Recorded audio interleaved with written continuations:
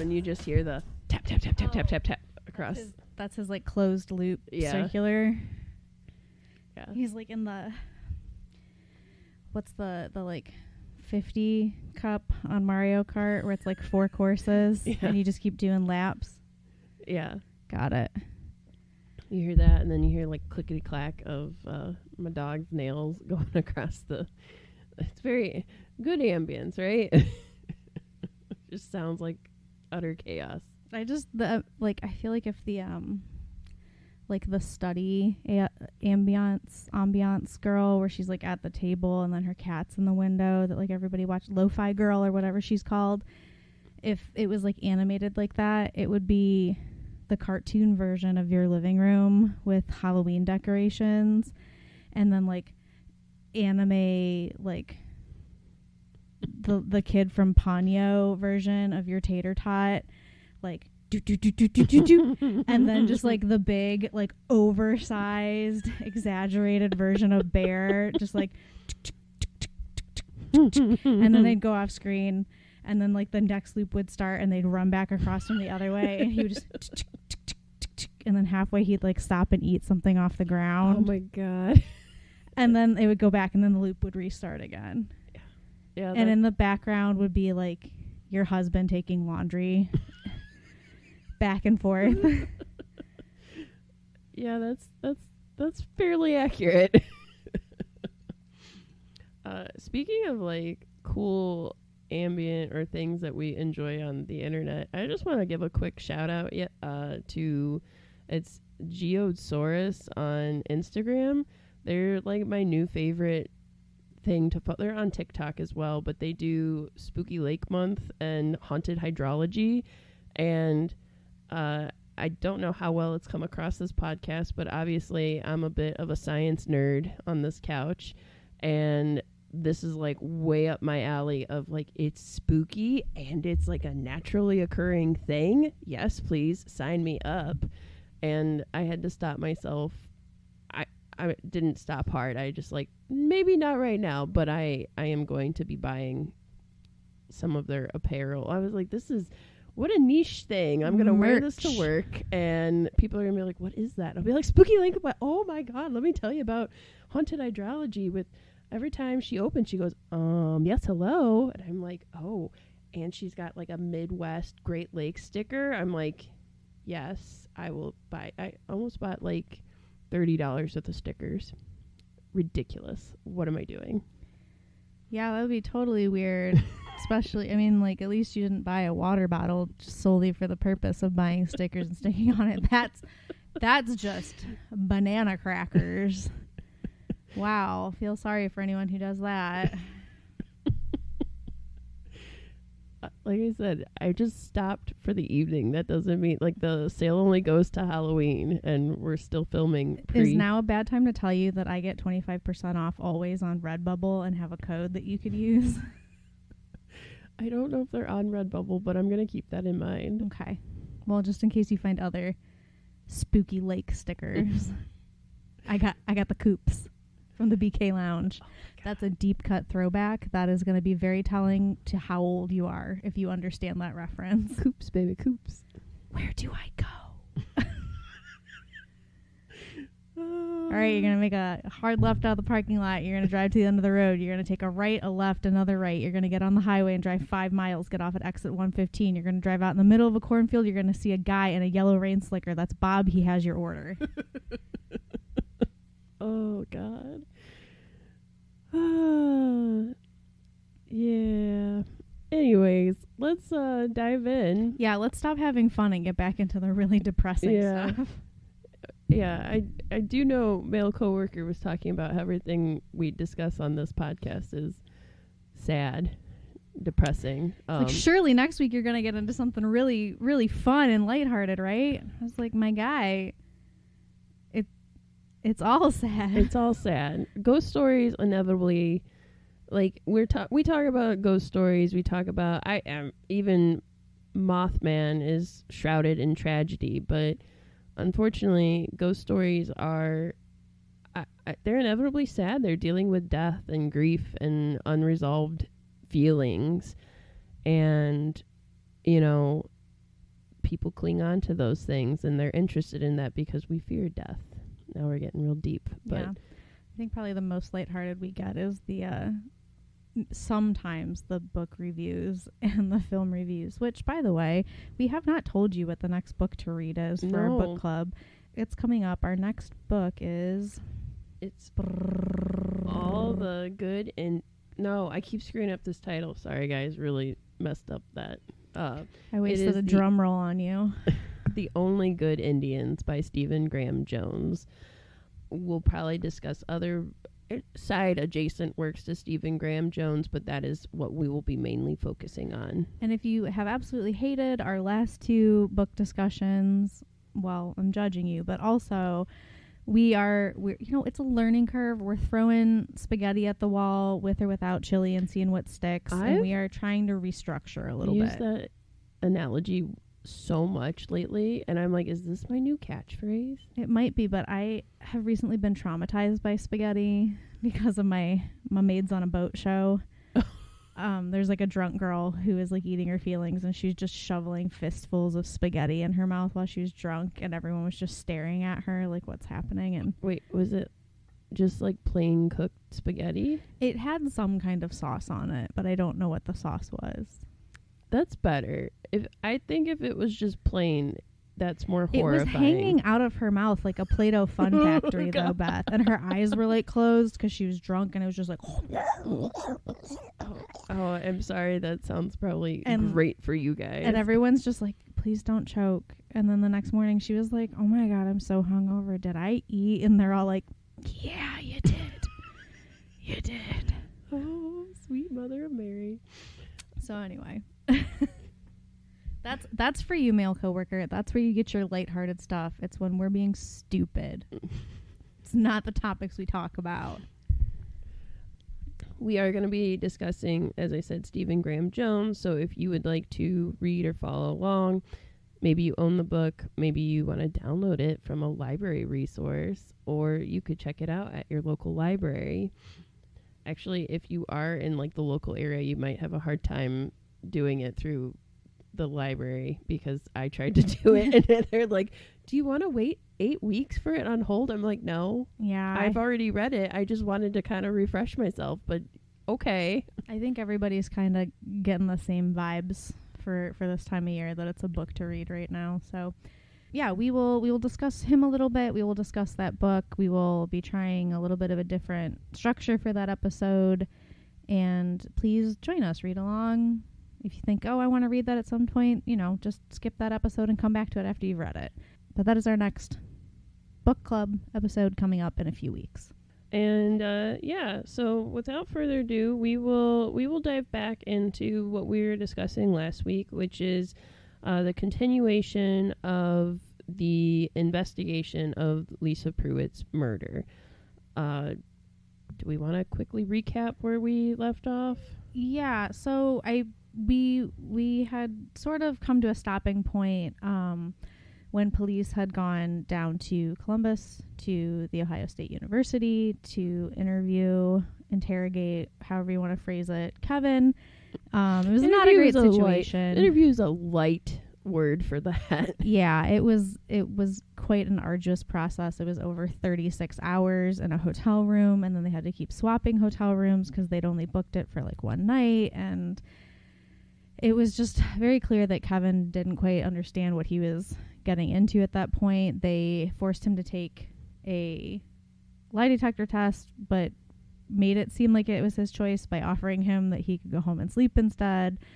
It was not done properly. They did not follow the correct protocol for it. And towards the ends of the investigation, Kevin started to feel that he may do some harm to himself and asked that he be able to speak to his doctor. He had a history of mental health issues and was feeling suicidal. He was feeling like he might hurt himself. So he asked to see his doctor.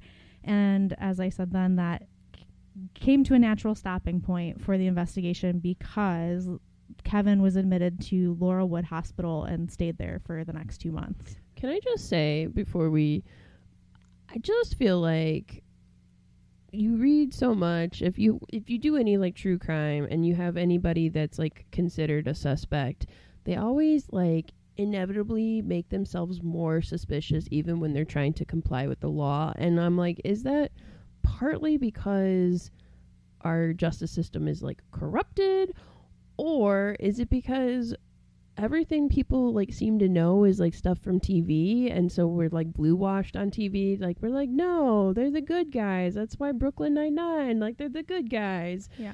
But additionally to that, like we want to solve like the crimes and stuff like that. But I just inevitably, I'm like, I feel like we need more civics courses, and like people need to know their rights better. That's my little soapbox that I just wanted to like note before we go on, because as we go on further, I think I'm sorry if you guys have anybody in law enforcement, but we are not speaking well of law enforcement, I don't think, for the rest of this episode. We are also not all police, all law enforcementing right now. We are talking about this specific case. So if you're very upset with us, I'm sorry, but there's evidence that this was not handled well by law enforcement.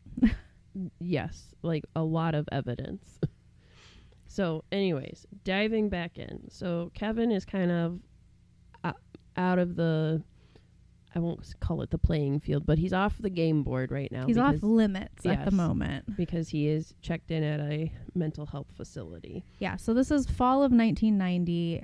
He was at Ohio State, and Laurelwood is on the east side of Cleveland. It is sort of a prestigious hospital with a mental health facility.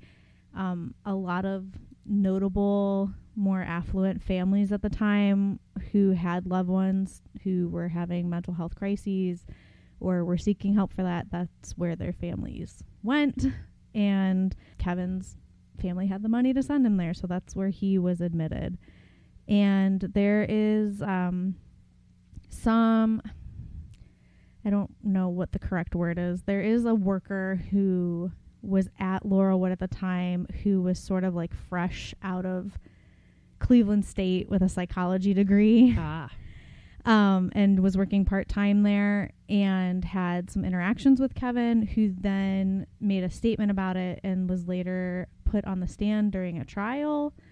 But then there's some conflicting information, and we're not quite sure that, I'm not saying she lied. That would be the wrong terminology, but perhaps she was misremembering things, or she was attributing things that she heard secondhand and saying that she witnessed it herself, and it got very convoluted.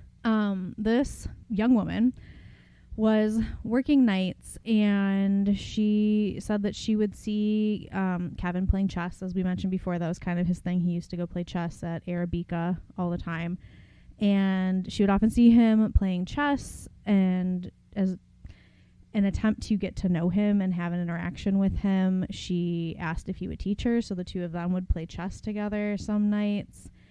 She says that one night they were watching the news when the account of a local crime, the unsolved murder of Lisa Pruett, began, and they showed Kevin's picture on screen as the named suspect in her death.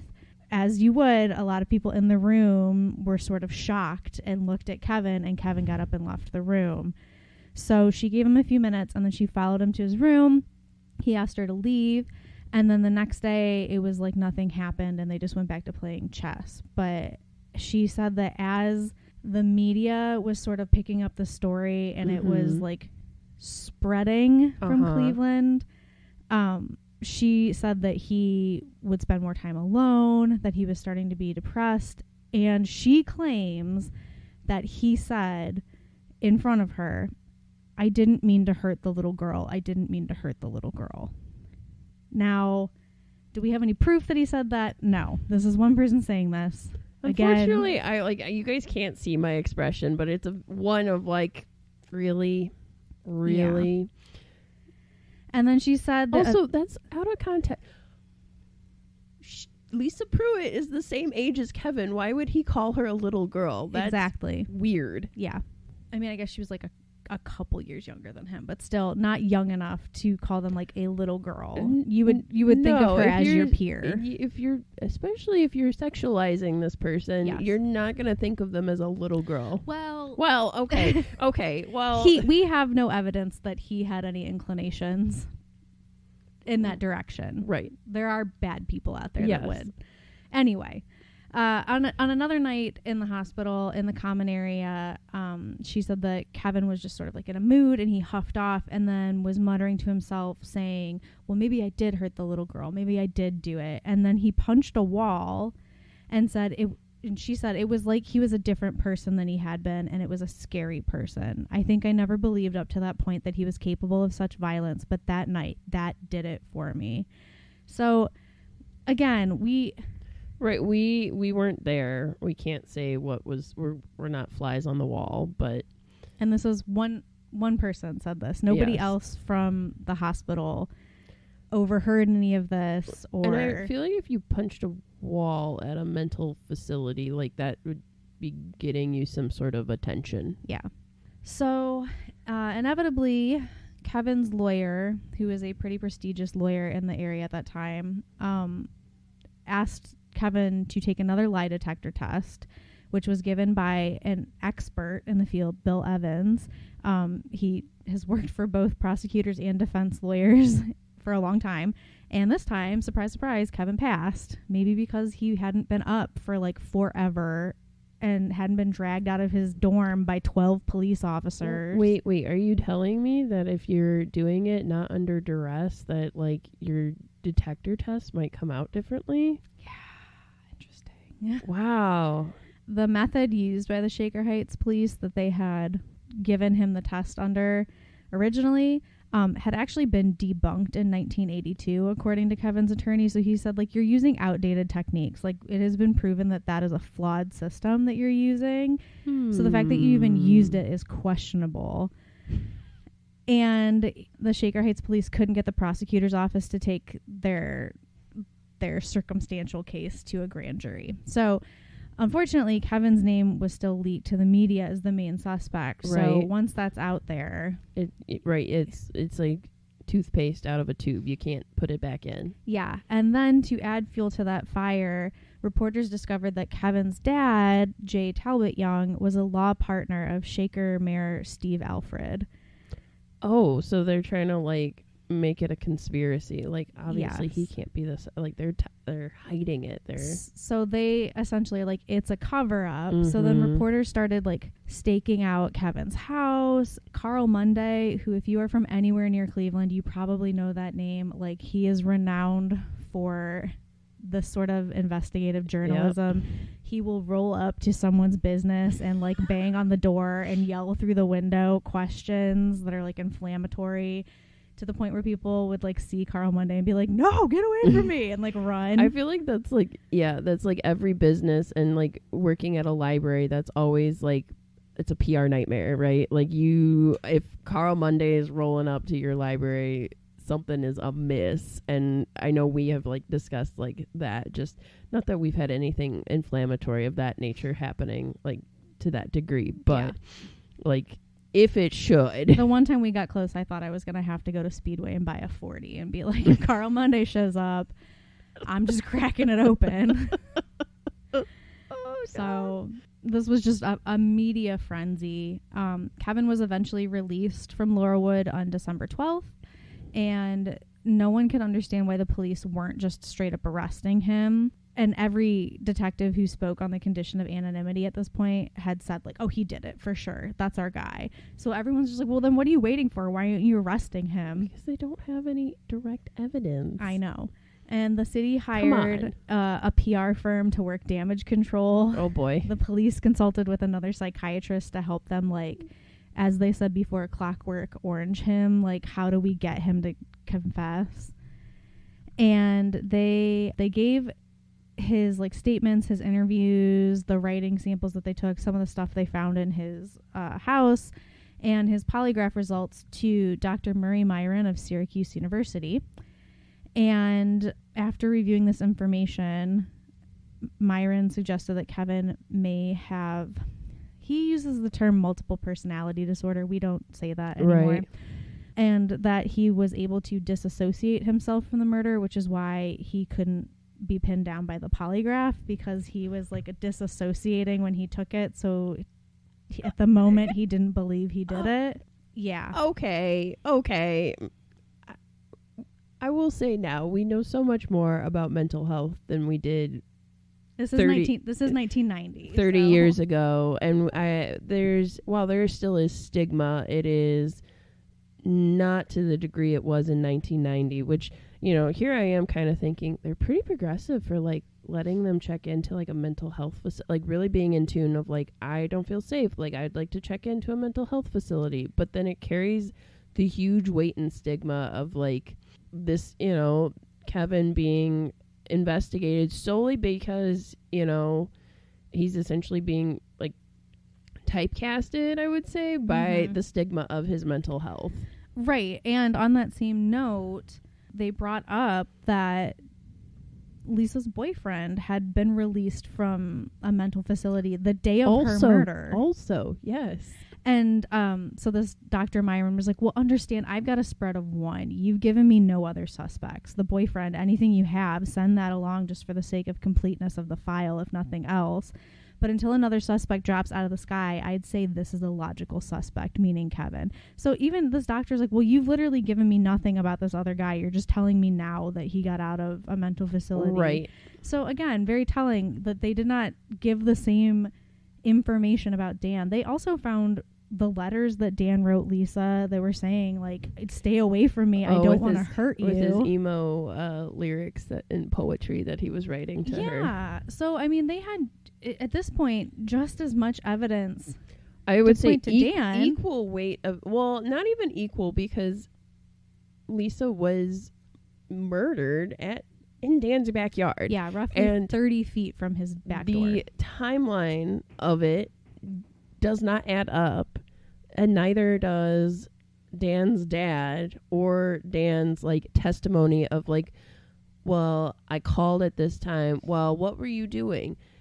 Again, like, well, I was packing my clothes away. Well, I had a phone call. Well, I had I'm like, what are you doing up at midnight? Right. Like, and they're like, well, we did just as much investigation on Dreifer as we did on Young. And, you know, I guess the parents could have fashioned this whole story about him coming and hearing the screams and then, you know, grabbing him and going outside and all this kind of stuff. But I don't know.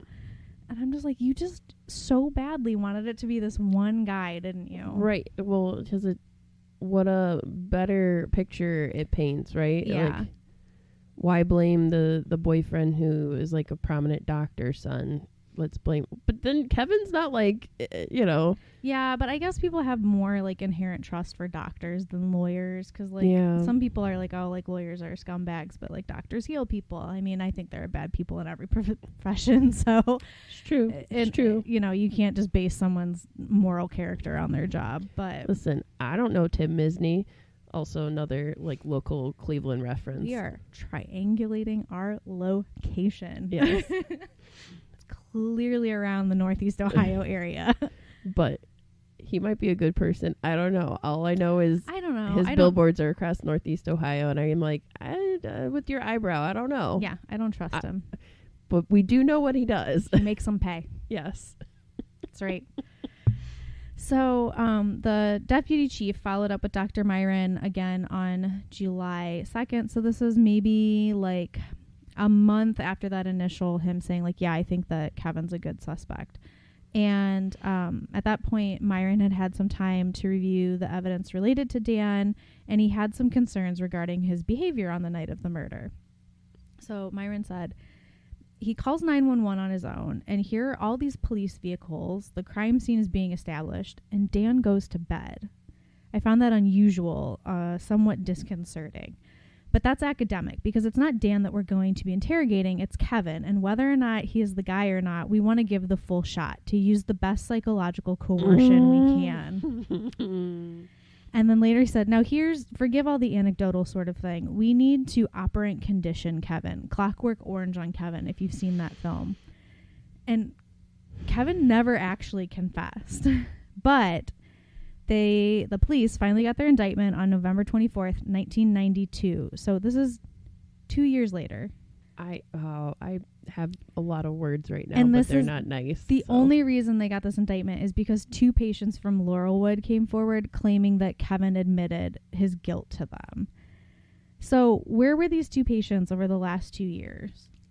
Where were they? And what was their interaction with that one worker, right, who also claimed that? So, it's interesting. Also, there is a power dynamic because they are patients. Correct. Like, were they able to leave earlier? Did they get special privileges by, like, admitting this? Like, what was their relationship with Kevin? Like, were they, quote unquote, clockwork oranged by some of the people working in this facility? So, did they have it in writing? Or was it a hypothetical, like, if I did it? We don't know. We don't know any of that. But the fact that they based this indictment off of 2 other people's admittance of Kevin's confession and no direct evidence linking Kevin himself to the murders is highly suspect. Yeah. This would not hold up on a Law and Order episode. Mariska Hargitay would never stand for this behavior. No. Ice-T would also have some stuff to say. And a good pun about it, too. Yeah. I scream, you scream, but some people never heard the screams. Anyway, Kevin's father hired Mark Devan to represent his son, and the county prosecutor, or the assistant county prosecutor, asked the judge to deny bail at Kevin's arraignment, and his lawyer was immediately like, absolutely not. We're going for a bond of $50,000, and we're going to put their home up as collateral for it. Like, he's going home. Get him out of here. Then Judge James J. Sweeney refused to allow them to enter evidence notes that were taken by Kevin's personal psychiatrist because they wanted to, like, implicate him in the murder. And so they got notes from his personal psychiatrist, and they wanted to use this as evidence. But in reality, there's nothing in that doctor's like notes or file that mentions a confession. Like, there's absolutely nothing that even looks like a confession.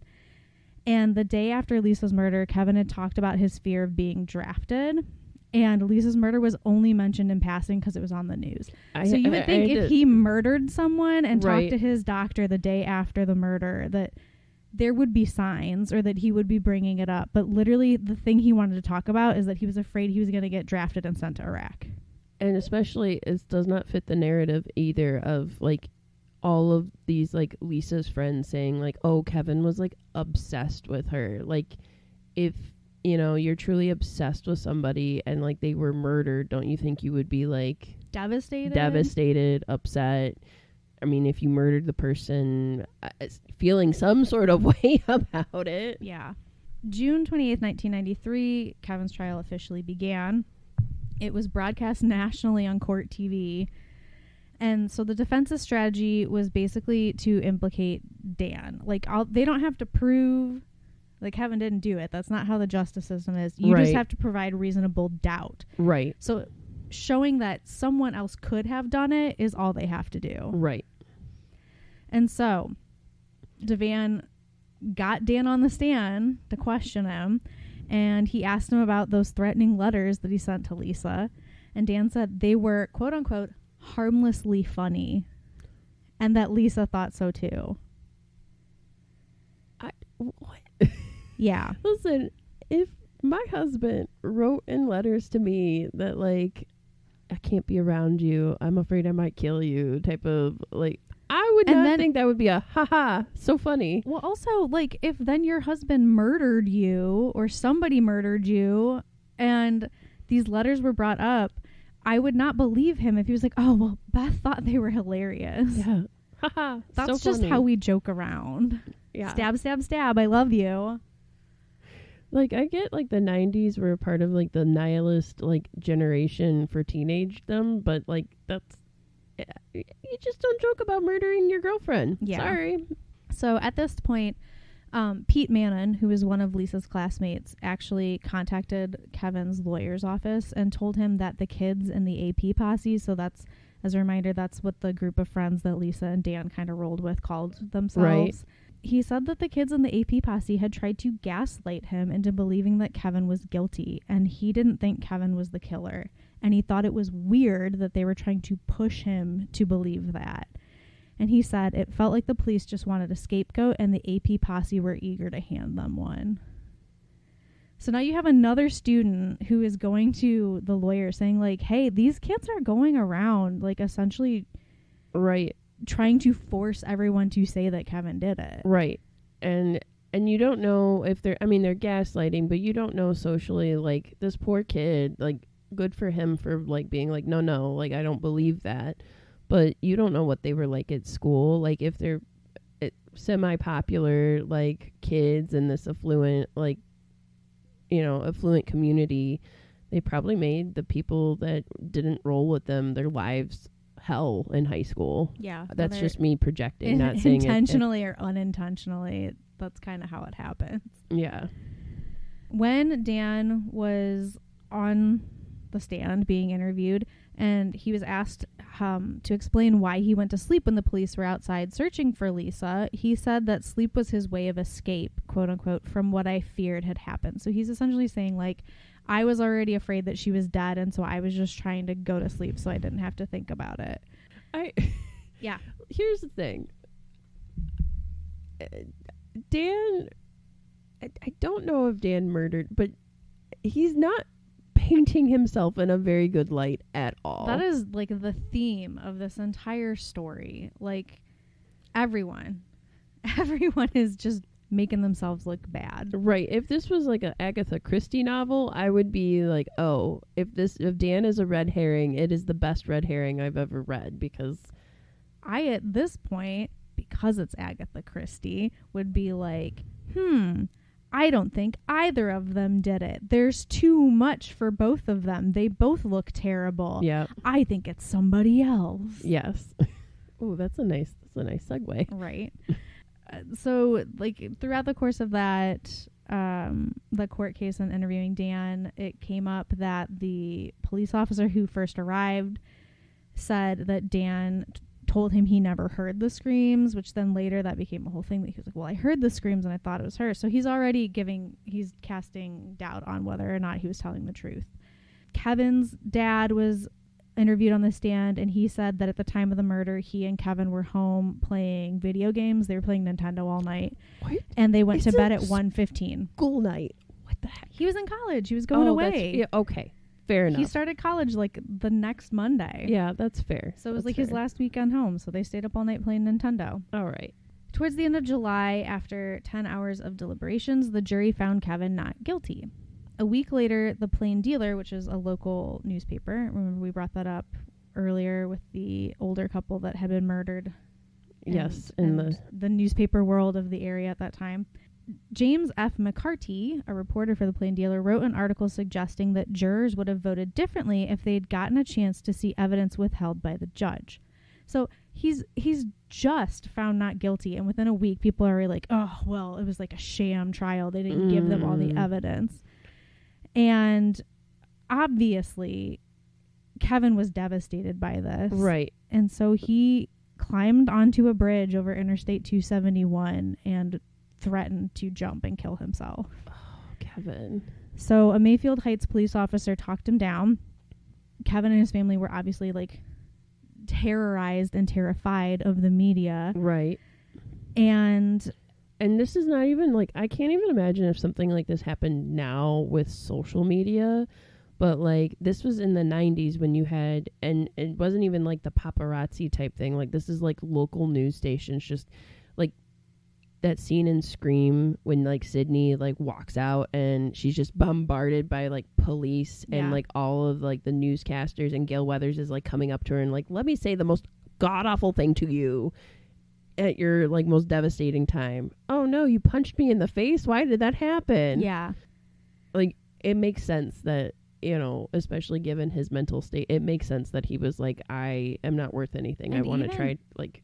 Even without social media, I mean, this ruined his life. Right. I mean, to this day, people in Shaker Heights, if you ask them who did it, they say it was Kevin Young. Right. It's the court of public opinion.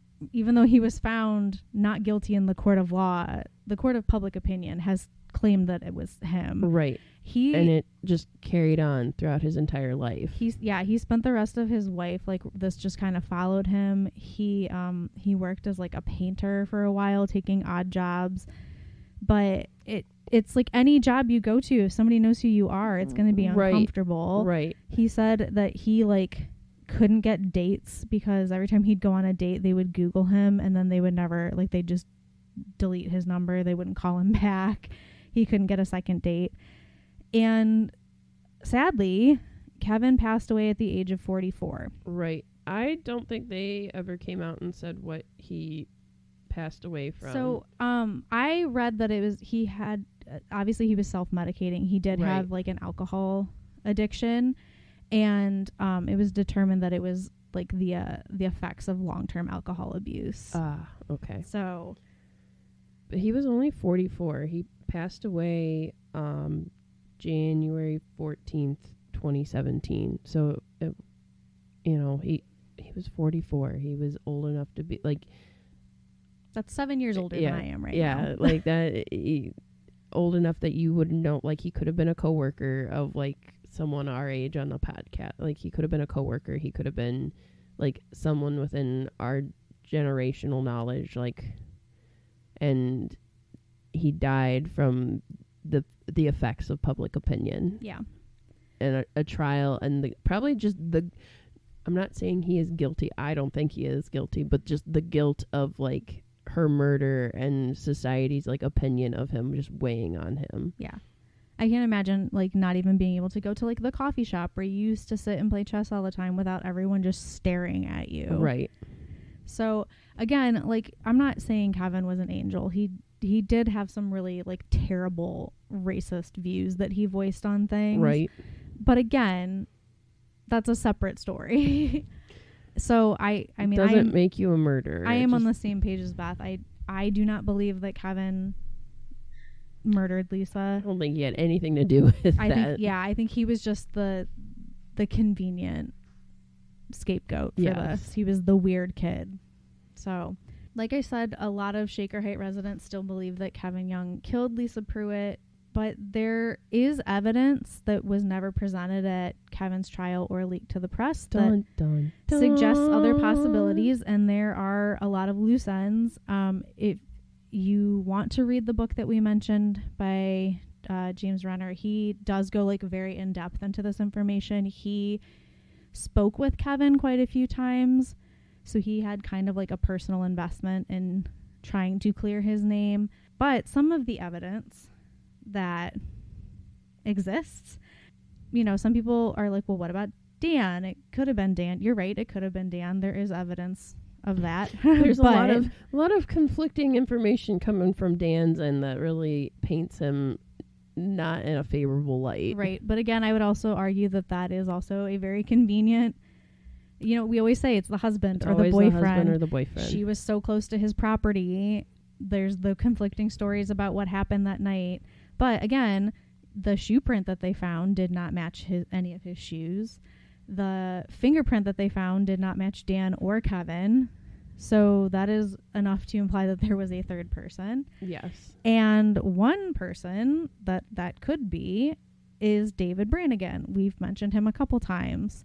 When we started off the last episode, we mentioned the elderly couple who were killed down the street from the site of Lisa's murder. Right. And that there were some boys who had broken in next door. Right. Who had witnessed, quote unquote, someone fleeing the house. Right. But nobody could have gone out the back door because it was locked from the inside. And police had found evidence that the person had come in and out through a kitchen window. So that was already some conflicting information. David went to the police actually the day after Lisa's body was found, and he said that he'd been at a bus stop on Lee. I think I went into this a little bit in the last episode. And he had seen a black man. Again, the same story he told in the first murder. Interesting. And that man had mentioned both Lisa's murder and the Porter's murder. So the Porters had lived 8 houses away. So So these two murders happened a nice chunk of time apart, but obviously it was the exact same suspect at both crime scenes. Yes, and he said that he dropped off his girlfriend at her house nearby, walked past the scene on his way home, described the two officers, and drilled the police dog. We brought that up last time too. And neither of these officers saw him at all. They're obviously they're looking for any evidence. They are very observant at the moment, and they didn't see this guy, which means he was hiding and watching them. Right. And as we mentioned before, the neighbor's house had that wooded area, which is where Lisa's body was found, and it was wooded to the point that it would have been very easy to hide there. Yeah. He also, when he got home that night, he lied and said that he talked to his mom when he got home, and then he took a shower, but his mom was not awake when he got home. It came out later that he had a knife collection, and the murder weapon was a knife-like object that they never found. His girlfriend at that time was he absolutely could have been there at that time, given the time when he dropped me off. Also, he lives on the road right behind where that murder happened. Right. And he was at the Arabica when he heard that she was going to be there. Yes. And he confessed to breaking into houses in that neighborhood around that time for fun. Which, if you don't know anything about serial murderers or people that are inclined to do kind of violent murders or crimes, there's the FBI actually uses a trifecta of things that they're if the person is inclined to do any of these three things, there is a good chance that they will do violent crime when they get older. So one of the things is bedwetting at an older age, 9, 10, 11, you're past the age where you're usually potty trained by then. Pyromania, and then so setting fires and wanting to set fires, and then things I want to say it's burglary, but then there's also cruelty to animals. And I'm not saying that he was cruel to animals, but if you are into burglarizing people's houses for fun, that leads you kind of to a path. Yeah, and the one house that was not directly behind Dan's house where Lisa's body was found, but the one across the street from that was the house that somebody had tried to break in twice, in the same span of a week or 2 weeks. And this was also around that same time. So it is very possible that he was out just sort of doing his thing, canvassing the neighborhood, trying to break in. The one neighbor said that she thought somebody was trying to break into the rental car. Right. So it's possible that he was out there attempting to do some, burglary, some weird hobby of his, and Lisa saw him and he panicked, or maybe not panicked and just was I'm going to clean up anybody who could snitch on me, or... Right. Though I will say, I don't know if it doesn't feel like panic. I don't know. I'm not a forensic psychologist or investigator, but to me, if you're stabbing, the first stab wound on Lisa was fatal. And then after that, 21 times. From behind. And it was so that's gratuitous. Yeah. That's violent and gratuitous. And then there was markings around Lisa's neck as if her necklace was pulled. So, and it was pushed. So she died quickly, but violently. Correct. Her body was... I'm also not a forensic psychologist or scientist, but I think that there is evidence. Also, knowing that as a child, David Brannigan had told this story to his essentially common law wife. They were never married, but it was his partner at the time of his death. She said that he told the story about how when he was in elementary school, there was a kid that was bullying him. And rather than outright fighting this kid or making a big thing of it, he made sure that he could sit next to him at lunch, and he poured Comet cleaner onto this kid's sandwich and just let him eat it. That is poison. That will literally tear apart your insides.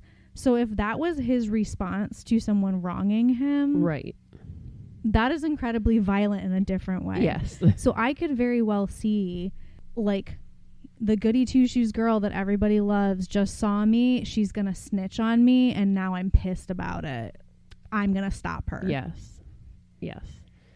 And I'm not, again... Listen, all the true crime girlies are gonna come for us and be like, first of all, you don't know nothing about nothing for forensics. I know. I'm just saying there is some evidence that he had been violent in the past. There is an explanation for why he would be there. He had already lied to the police, giving a similar explanation. His domestic partners said that he would often bring up Lisa and the Porters throughout his life. Right. And if you want to follow that string of things and say that David was the one who broke into the Porter's house, it is similar. She was strangled to death with the cord of her iron. It was clearly a surprise. Yes. So it's sort of the same MO. And then David also actually died in 2017 as a result of alcohol abuse.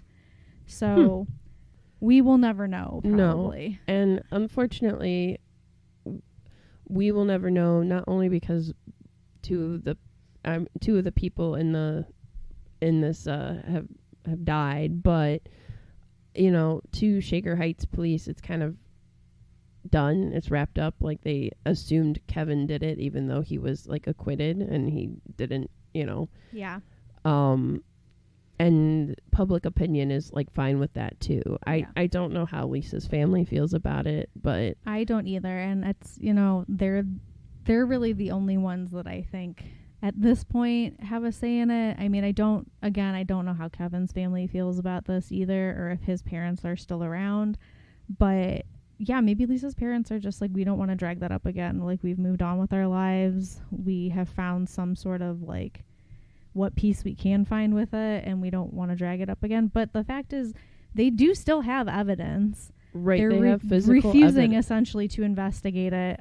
James Renner has been like trying to push for them to reopen this case, if for no other reason than to maybe finally get an answer.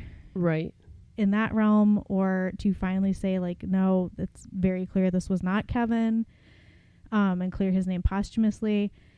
And he actually started the Porchlight Project, which is a nonprofit that raises funds to support families of the missing and murdered. And they specialize in funding new DNA testing and genetic genealogy for Ohio cold cases. And this is relatively new. I think they started in like 2019, and they have already helped solve a few cases. That's good. There's too possibility. many unsolved and cold cases in Ohio. I'm not saying this is going to happen, because like, I don't think they have any DNA evidence really. But if they ever solve the Torso murders, that would be like, yeah. Which one day we will. That was my mind blown noise. One day we will cover the Torso murders. Yeah.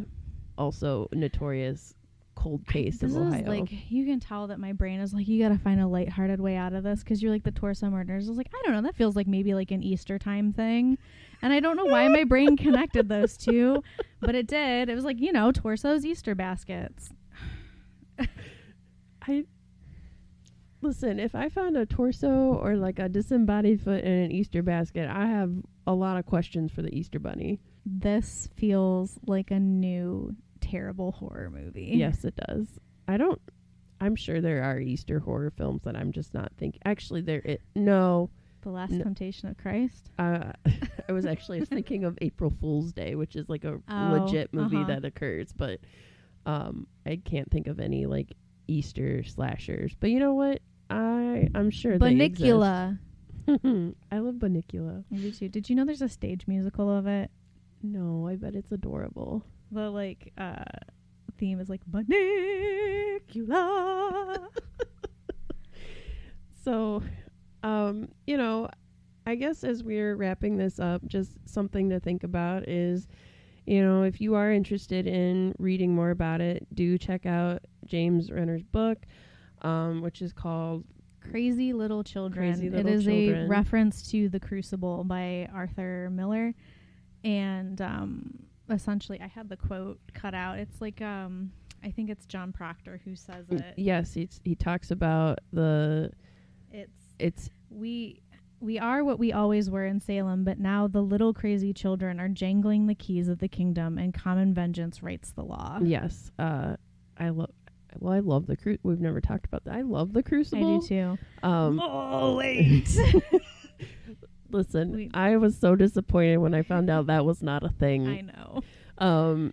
But yeah, like it is a good reference because in terms of all of this, it does feel like the teenagers kind of ruled how this investigation was going to go. Very much as the play is, what is it, as an allegory for like communism and the witch hunt in that aspect. Yes. That's kind of what happened to Kevin in this. And so it is a very fitting title. He does a really deep dive into it. He's got a lot of like direct quotes from the trials and everything. Also, True Crime Garage has a 6-part series on this on their podcast where they also go very in depth. They read it. It's kind of scripted, so I know a lot of people who listen to them normally didn't enjoy it, but it does have a lot of information and the actual like transcripts of things read aloud. So if you find this intriguing and you want to learn more, or you just want to like read that and be like, Britta said this one thing, but she was absolutely wrong, like that's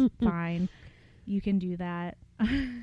Yeah, we're just here to let you guys know and just to be aware. Not that, we think you're going to solve the case or anything, but just to be aware and to like commemorate the life that Lisa did get to, and to, think about the life that she didn't get to live. I knew nothing about this until I read that book, which was really just because I had liked other books that he had written. Like he's written some things about like Amy Mahalovic, who we'll get into later.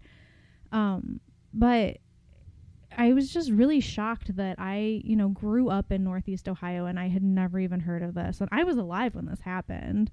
I was 4 years old. I mean, that's a little young to know this, but I'm just surprised that I never heard about it. And then to just read about Lisa and what like an incredible human being she was and how loved she was and how talented she was. And it's just heartbreaking. And that is the thing to remember in all of this, regardless of your thoughts on who did it, is that, a young woman was taken way too soon. So, if you knew Lisa, I'm sure you share that sentiment.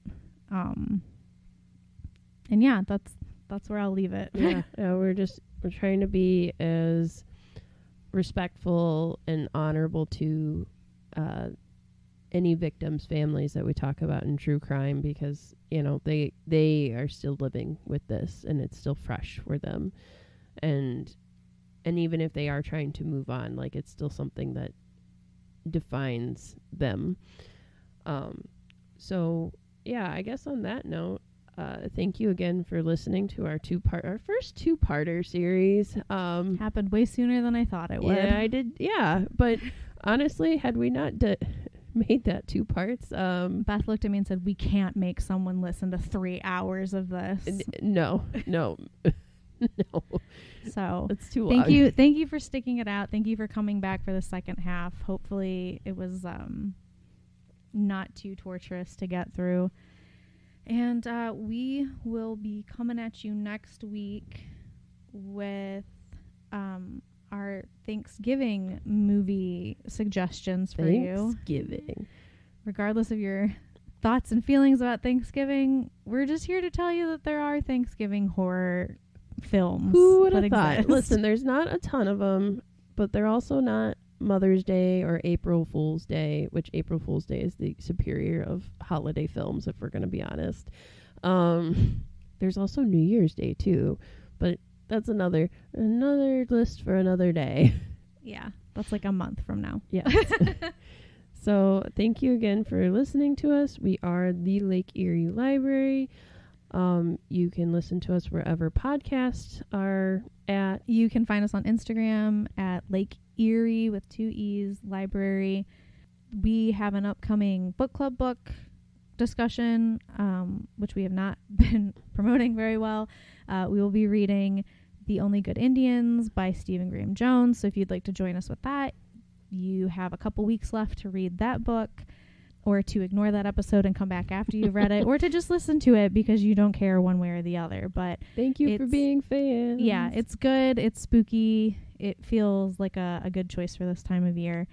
Yes, so, because November is Indigenous. I am screwing up the title of it, but it is Native American Month or Indigenous Heritage Month for the United States.